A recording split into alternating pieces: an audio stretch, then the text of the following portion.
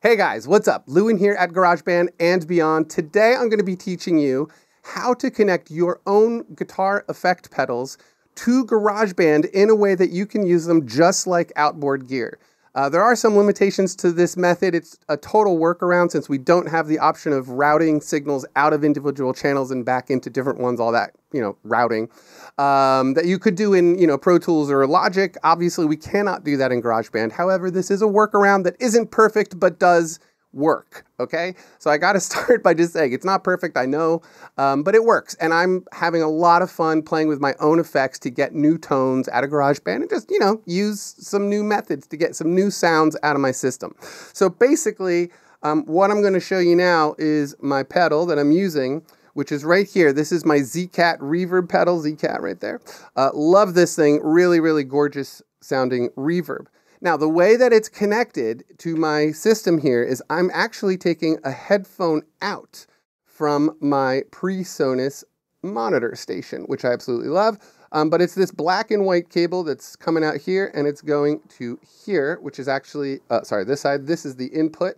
And then it's outputting here to my famous Jomeek 3Q, and then it's going into channel 3 on the Focusrite Sapphire Pro 24 DSP, and obviously this microphone is going into channel 2, as you can see that signal jumping.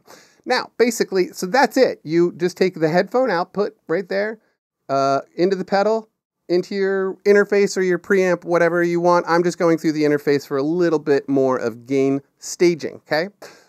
So that is that. Now, internally on GarageBand, you have to do one thing, or a couple things. We're going to find and locate this lead vocal, which in this case is right here. We're going to just duplicate this track altogether. And then we're going to come in, we're going to turn off, a bunch of its effects, mostly its reverbs. We're obviously going to turn the reverb off here.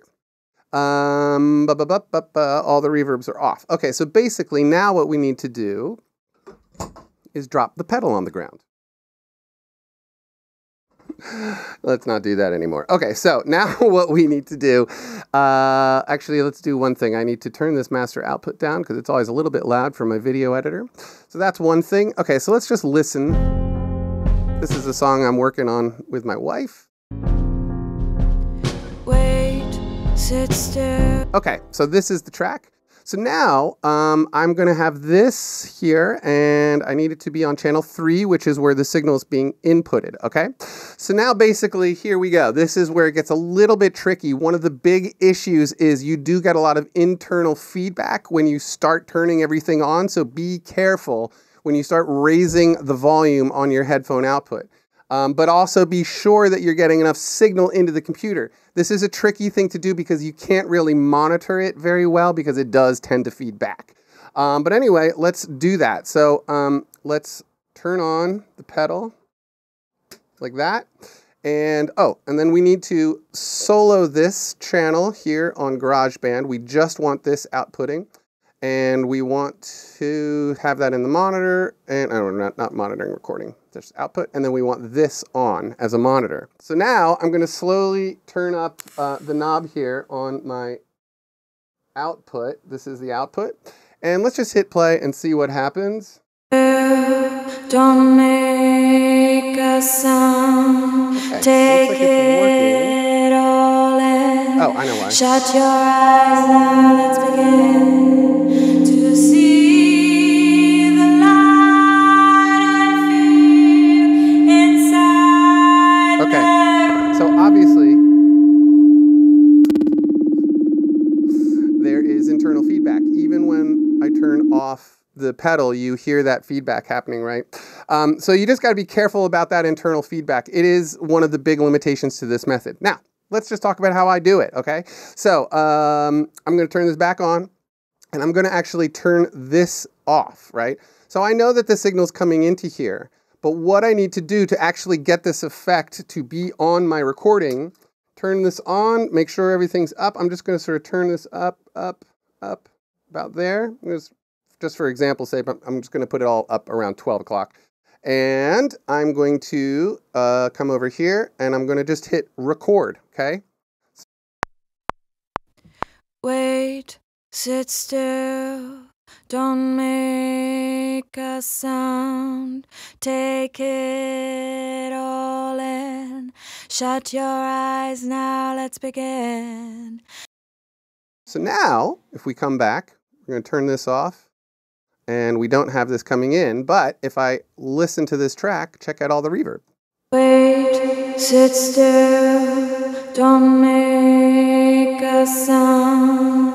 Take it all in. Now, one of the interesting things that happens when you do this is that you do get a slight bit of delay. The signal's got to go out and, out from the computer to the monitor station or whatever your interface, then back out of there to the pedal and back in, right? So you end up with a slight delay.